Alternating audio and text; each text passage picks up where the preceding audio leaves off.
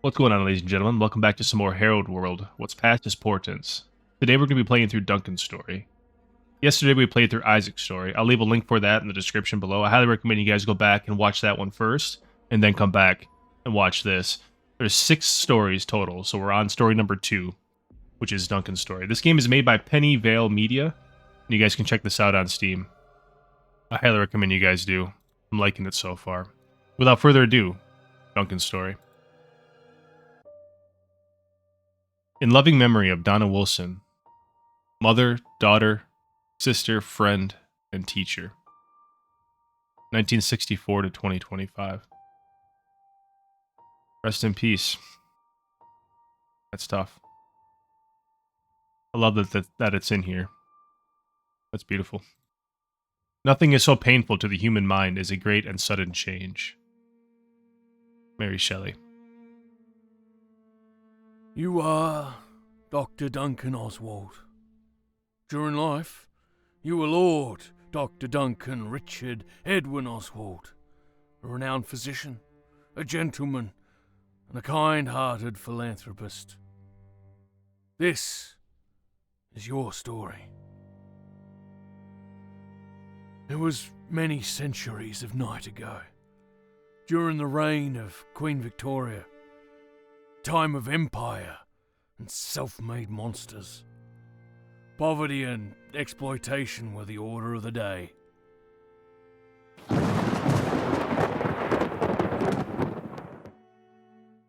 What is this? Just pull this lever and it is all over. No more pain. No more life. Don't do it, Duncan. Dr. Duncan Richard Edwin-Oswald, I presume. Look at her doing her poses in front of us. A lord as well, if I'm not mistaken. I must be going mad. I am hallucinating. Do not worry. It was no more than a trick of the light. But I assure you, I am in fact here. You are the Lord Dr. Duncan Richard Edward-Oswald, are you not? I may have titles of nobility and learning, but truly, I am no one. You can really tell he doesn't think highly of himself. But he's very intelligent, just by looking around him. I don't know what he was planning on doing here. Pulling the lever does what? Personal physician of Lord Byron, good friend of Mary and Percy Shelley, one of the greatest doctors of this generation, philanthropist, a scientist in the making, and a writer of penny dreadfuls. Well, we must find pleasure in what we can, no matter what that may be. Ah, yes. Penny dreadfuls, or penny bloods, were a form of serialized horror fiction that was popular at the time. In most cases, would only cost a penny, hence the name. Interesting. You flatter me. I am but a simple man of medicine, with, as you say, hobbies. I am simply blessed with noteworthy clients and friends. Enough about me, though. Might I inquire about your identity? Yeah, considering she's just right in front of us. I don't know if this is our home or our personal office, but she just appeared out of nowhere. And, speaking of noteworthy clients and friends, like, sometimes it's who you know, not what you know, unfortunately. Or fortunately, however you look at it. Oh, how rude of me not to introduce myself. I am Lady Florence Cowan, but you may call me Florence. Forgive my intrusion, but you appear to be in the middle of something most peculiar. That would be a reasonable conclusion. What do you think I'm doing? It would seem that you have found a way to conduct lightning and store it in a container. I was going to say it looks like he's sitting on an electric chair. of sorts. This container is connected to the chair you are currently occupying. I suspect that when you pull the lever on your chair, it will cause the lightning to be funneled through it, and by extension, your body. If I am correct, this would send several thousand bolts of lightning through your body, killing you instantly. That being said, I do not believe that is why you built the conductor. Probably true. Is it supposed to be 1,000 bolts or volts? Either way, that's a lot of lightning. And why would I build such a device? That's the question. I believe you originally built the conductor to reanimate dead flesh, but when that proved unsuccessful, you decided to use it on yourself. Would I be correct in my assertions? Remarkable. You're a fellow scientist, I see. It is a shame we could not meet under better circumstances, Florence. She did walk in at a pretty weird time, right? Saved her life, actually. Circumstances, Weird how that happens. indeed. I take it that this endeavor was an attempt to bring back someone you love. Your wife, perhaps. I remained silent, but that was all the confirmation she needed. The loss of someone you love is a tragedy. However, one must move on and continue to live. I love her poses. Like, the umbrella's open, then it's closed, and then she's... Do you have any idea what I have done? She's gone. She was my everything. Do you have any idea what I have done?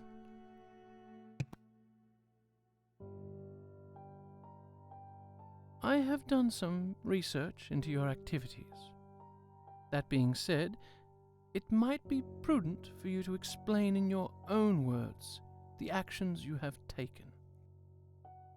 I did what I had to, but it was not enough. I did such terrible things.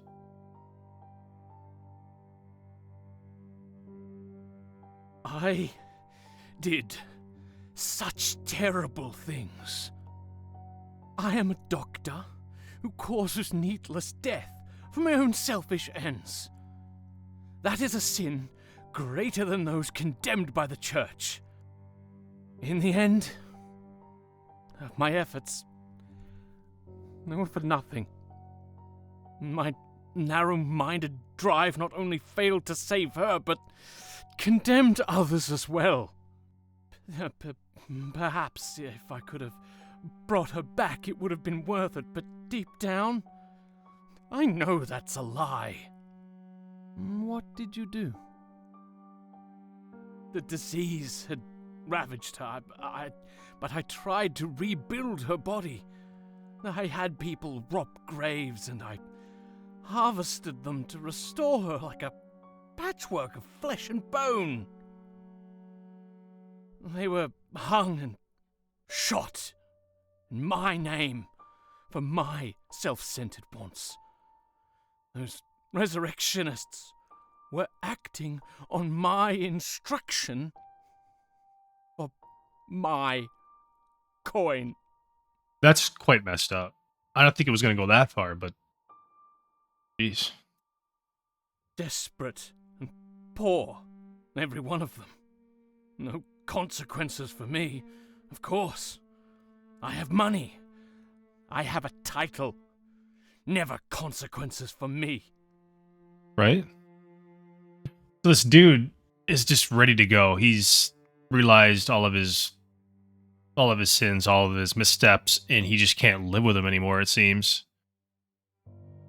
I mean, he has done quite bad things. Let's continue. Tell me how she died.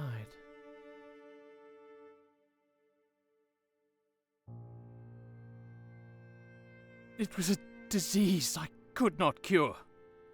It's amazing what love will do and what intelligence may mislead us. Not everything can be cured. I know, but it does not make it any easier. I've seen battlefields turned into graveyards, and I will tell you something. The infernal machines of man do not hold a candle to the forces of nature. Tell me about the night she died. She asked me to tell her a story. Something to soothe her soul. So I did. The last thing she asked was for me to stay up with her. She was so scared, but I could not stay awake, and by sunrise, she was gone. Oh, that's sad. I've seen the touch of death, but never has it been so close. Once they were a distant sight, a stranger in the corner of my eye, but now I feel their embrace all round me. I understand. Time will heal your wounds. Wait, did he not, pay for the murder of people? I'll tell you the story I told her. What more can I say? How could you even begin to understand?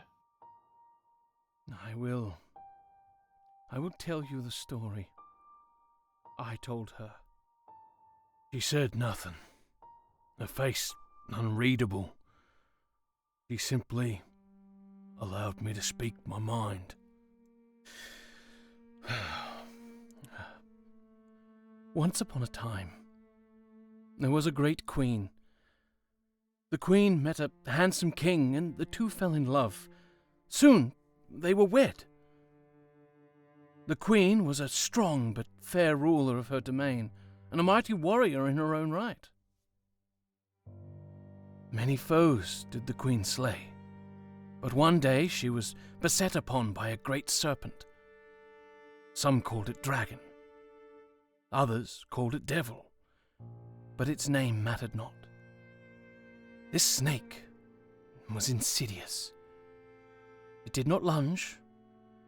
It did not bite. It simply slithered and coiled around the great queen.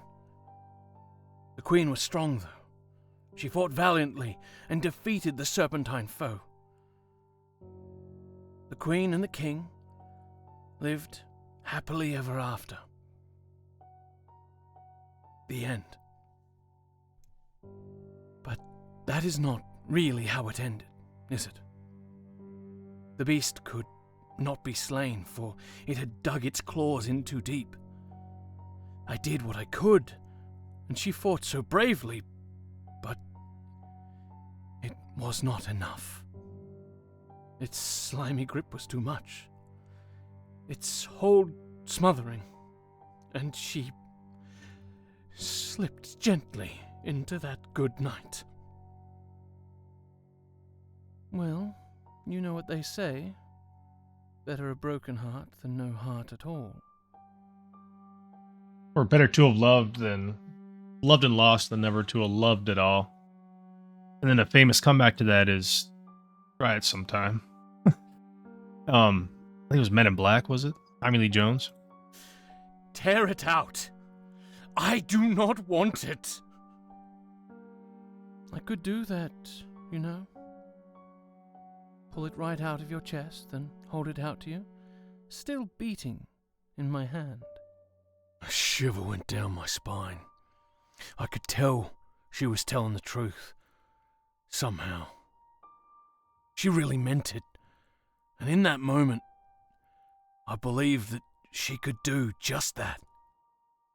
But you are still here, and you have so much more to give. But I'm a burden on my friends. But any new medical breakthroughs are surely far beyond my years. I pulled the lever. But I'm a burden on my friends. But I am a burden on my friends. It is not as if Byron could not find a new professional to attend him. nothing is left for me.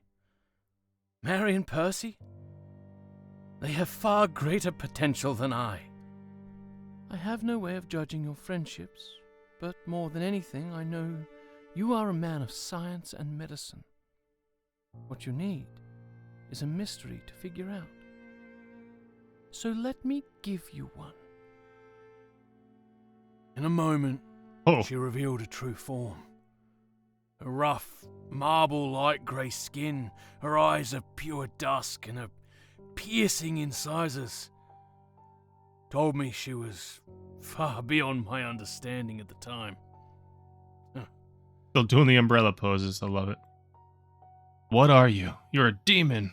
That is not possible. I can figure this out. What are you? What? Straight to the point, I see. And here I was thinking we would have a nice back and forth with you trying to figure this out. Well, there are benefits to being straight to the point, I suppose. We are Vitostrix. Vitostrix. Homo immortalis. We were once human, but genetic changes instigated by our condition have caused us to change into a new species. We are, in simple terms, vampires, or a very close approximation of the myth. Our bodies and souls, transformed by the passage. First, we die, and then we are brought back from the brink, restored as something new. We are reborn.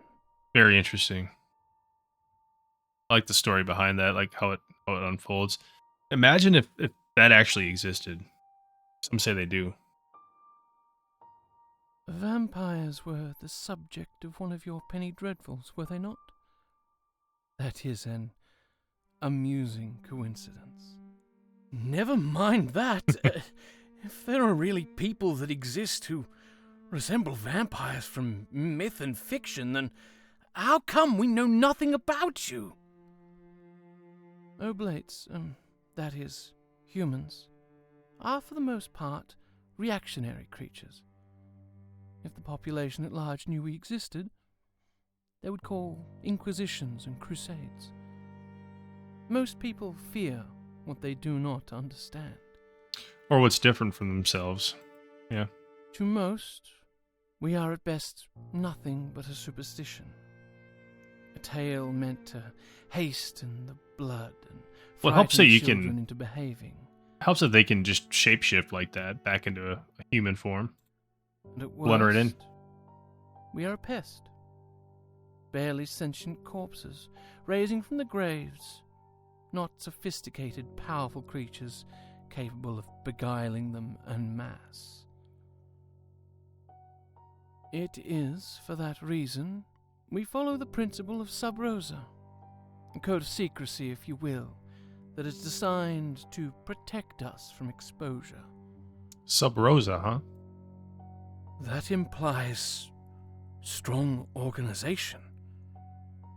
Secret societies, laws of your own. I understand you will have many questions. You are free to ask whatever you like. I have questions, but I'm mostly curious about your biology. Right? Then ask. Are you undead? Is it a curse? Is it a disease? Can it be cured? Are you undead? Undead is at best a poetic term and a misnomer at worst.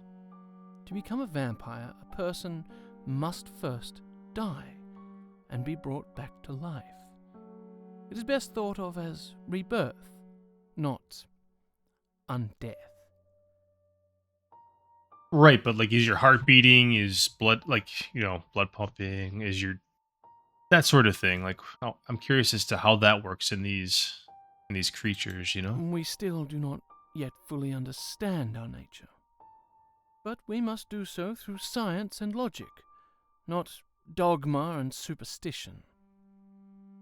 What, you existing kind of breaks our science, right? So, like, we need to reinvent a whole new science?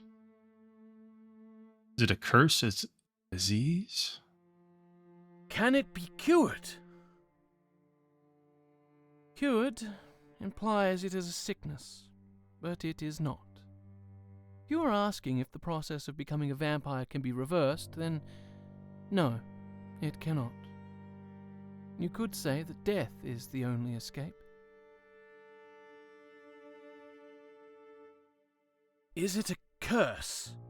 It is a state of being, not a curse. This is not about God, angels, or demons, but instead genetic mutations. Nothing more. Very interesting. Is it a disease? A disease is degenerative. Our condition is, if anything, the exact opposite. It is not a sickness, just biological changes. That is all I need to know. You can never know too much. True. There is still much even we do not know about our kind. A prominent question is why Veto Strix exist at all. Veto Strix. I gotta remember that. Well, evolution is an ongoing process. Well, when a person dies, a brain very quickly starts to break down.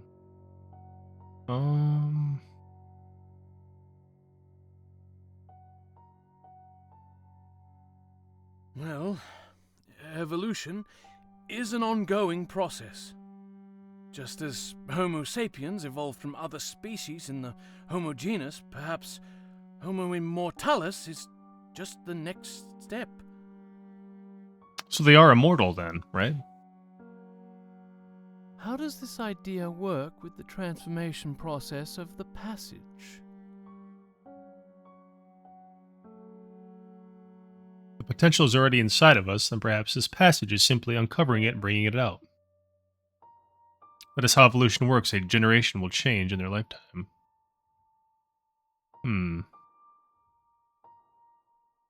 If the potential is already inside us, then perhaps this passage is simply uncovering it and bringing it out. How does this idea work with the transformation process of the passage? If we already did that one. The genetic changes of evolution increased in speed by outside forces. It is plausible. There is a common theory to this effect. Okay. There are scientists looking into these Veto Strix. So there are scientists looking into these Veto Strix. So these guys have been around for a long time, right? Vampires of different species and mutations and whatnot. You'd think they would know a lot about themselves, considering our technology, I'm a member of the too. Kerrigan Collective, a group of vampires, Veto Strix, dedicated to scientific research about our nature and condition.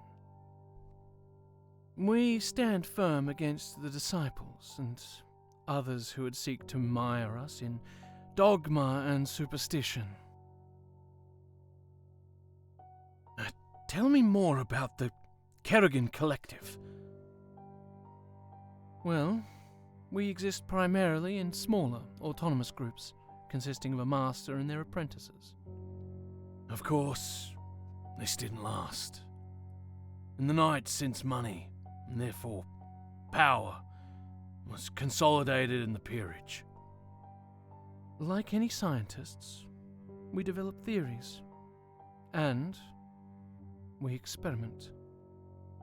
There are many fields of research that are of interest to our kind, but questions of how we come to exist in the first place is naturally of great interest. Really, yeah, to everybody. Who are these disciples? Who are these disciples? I mean, we're not getting out of this shit. This dude's sitting here, so I got a bad feeling we're about to pull that They thing, are, too. if nothing else, proof of our human origins. The disciples of the Bone Shepherd represent a religion of Vitustrix derived from Abrahamic creeds and symbols. They believed in God and his providence when they were oblates, and they naturally brought over these beliefs when they were passaged, and adjusted them to fit their new natures. Comforting. Over time, these beliefs became codified and standardized. While there are Kerrigan who hold some of these convictions, there are unfortunately many disciples who cling to irrational dogmas and throw out all reason. Tell me more about the Kerrigan cult. Well, we exist, of course. Yeah, we already did that one, didn't we? What does this have to do with me? So, do you not see what is happening here? Locked. This is not getting anywhere. I need you to see. She reached for the lever and jolted it into the on position. Oh no. The equivalent of thousands of volts of electricity passed through my system. My body convulsed and my mind went black as everything went dark. She killed us and then she's going to bring us back. The rebirth, right? I felt like I was dying. Maybe for a moment I did. There was no great flash of memories, just a cerebral desolation, causing an eclipse of all intellect, memory, and emotion. But surely all those volts of electricity would just demolish the brain in general. How do you come back from that? It couldn't have lasted long, though. It felt like a purgatory spanning across epochs. My senses returned to me as the stench of charred flesh filled my nostrils, causing my eyes to reopen on instinct. As much as I wanted to deny it. The origin of the putrid odor was unmistakably from my very own carcass. That is creepy. Am I